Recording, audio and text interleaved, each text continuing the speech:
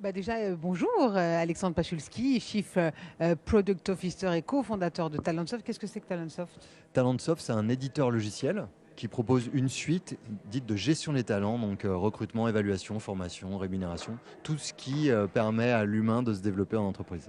Donc, vous le faites au service de grandes sociétés, c'est ça? Alors, on a des entreprises comme la SNCF qui font plus de 200 000 collaborateurs, mais on a aussi des petites entreprises de 200-300 qui quand même ont besoin de Talentsoft pour gérer leurs entretiens annuels ou leur recrutement, par exemple. Et c'est mieux de le confier comme ça à une société qui fait que ça plutôt que le faire en interne. Ça, c'est un gain pour eux? Alors en fait, ils ne nous le confient pas, ils utilisent notre logiciel. Oui. Parce que nous, c'est un logiciel. Donc en fait, on a besoin d'outils aujourd'hui. Bon, la démonstration est faite pour connecter les gens, pour industrialiser des processus qui, encore une fois, passaient 200. Les entretiens annuels pour éplucher ça. Avant, c'était 2 stagiaires tout l'été. Et le temps qu'on termine, le plan de formation était déjà fait.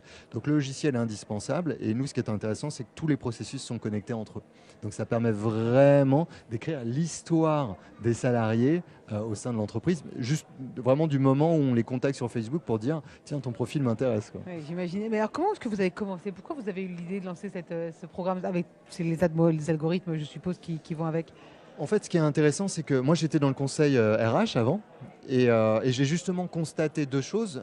Les RH étaient très mal outillés. Ils faisaient la paye, les temps, ils avaient la finance en gros et l'administration du personnel, mais pas du tout ce qui avait trait au capital humain. Donc il y avait vraiment une difficulté pour eux pour aider les gens au-delà de ceux qui venaient finalement, pardon pour l'expression, mais pleurer dans leur bureau. Et puis de l'autre côté, on avait quelques outils qui naissaient. Tiens, un outil de recrutement, tiens, un outil d'évaluation, mais vous pouvez recruter une star. Si vous la managez pas correctement, vous avez fait tout ça pour rien. Donc, en fait, c'est fort de ce constat, puisque j'ai vécu avec des RH pendant 8 ans sur plus de 100 projets, d'Apple à EDF en passant par Gaumont. Je me suis dit, waouh, il y a quelque chose qui ne va pas, ils ne se parlent pas et ils n'arrivent pas du tout finalement à se préoccuper des gens parce qu'ils n'ont pas les bonnes infos. Donc, c'est un peu parti de là. Et là, votre prochain défi?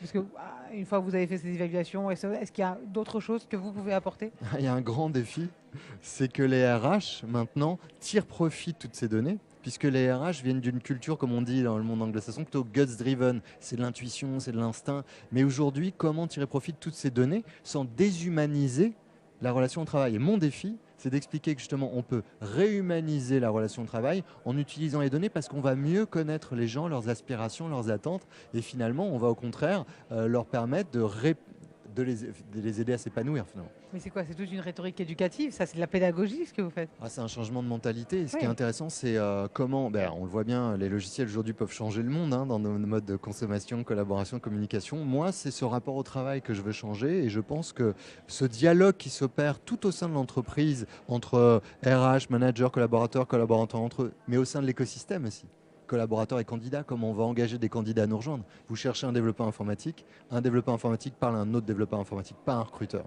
Donc en fait, c'est vraiment, on réhumanise les relations professionnelles, c'est ce que je disais tout à l'heure, faire que le monde du travail ressemble un peu à la vraie vie finalement. Mais vous ne trouvez pas ça fou quand même?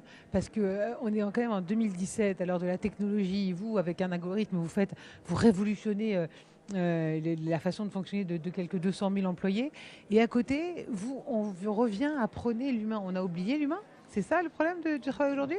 Mais en fait, je ne crois pas qu'on ait oublié l'humain. Je crois qu'on a construit l'entreprise sur la notion d'organisation et pas sur la notion d'humain. Ressources humaines, le mot dit la chose, hein. On n'est que des ressources. Donc en fait, l'entreprise a été bâtie de cette façon-là. Et moi-même, passant de 0 à 500, j'ai bien vu que l'organisation, à un moment donné, éteint les initiatives, éteint la spontanéité. Sauf qu'aujourd'hui, pour être compétitif, pour être innovant, on ne peut reposer que sur l'humain. Donc on se dit, la performance économique, elle ne repose que sur les gens que finalement j'ai un peu éteint avec, sous couvert de processus d'organisation, de bureaux fermés, cloisonnés et d'autorisation pour parler à mon N+2. On a tué ça. Et en fait, on se dit simplement, maintenant, on ne peut plus arriver à innover et à être compétitif si on, et d'ailleurs c'est très symbolique, on ne réouvre pas les bureaux, on ne les rend pas transparents, on ne retravaille pas ensemble. Donc c'est simplement une prise. Moi je suis d'accord avec vous, pourquoi si tard? Mais en fait, le digital a cassé tellement tous les codes de la vie personnelle qu'on se dit, maintenant on n'a pas le choix, de toute façon on ne peut pas demander aux gens d'être Oui, schizophréniques. c'est clair. Merci beaucoup Merci à Alexandre Pachulski, c'est vraiment très intéressant. On vous retrouve, donc vous êtes Chief Product Officer et cofondateur de Talentsoft. Et maintenant, c'est Frédéric Potier qui va nous rejoindre, directeur des ressources humaines justement du groupe MACSF, membre aussi du COMEX. À tout de suite.